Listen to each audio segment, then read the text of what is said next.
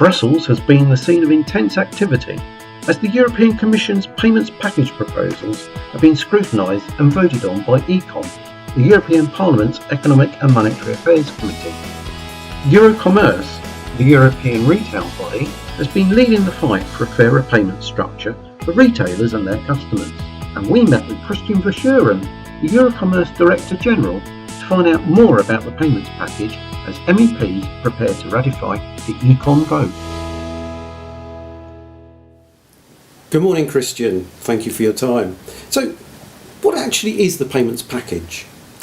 Well, the payments package is actually a bold move by the European institution, starting by the European Commission, to establish rules in the payment market that will make payments more competitive, more transparent, and as a result of that, cheaper for consumers and merchants. It consists of essentially two pieces of legislation. One is a revision of a current piece of legislation and improving it, making it more modern, taking into account new actors in the payments market, and also introducing a new piece of legislation on what is called the multilateral interchange fees, a fairly complex concept, but basically having the effect of bringing more competition in this fees area. So actually, what are these fees and what is the problem?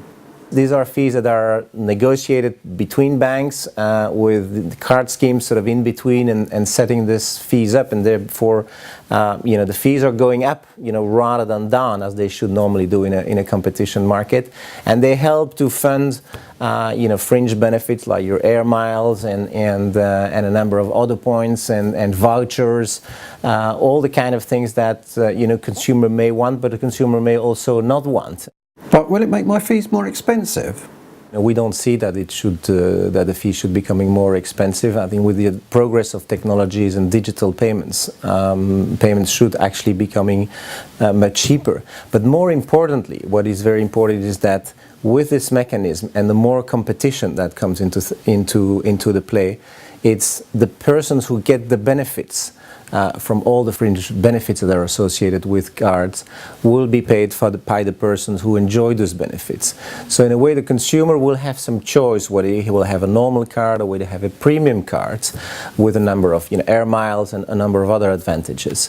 But it would be the consumer who will have to choose for that, rather than these things being imposed upon retailers. Because the fundamental things is that at the end of the day, these high costs and high fees end up resulting in higher prices for goods, and we all pay for that, whether we pay with a card or whether we pay with cash.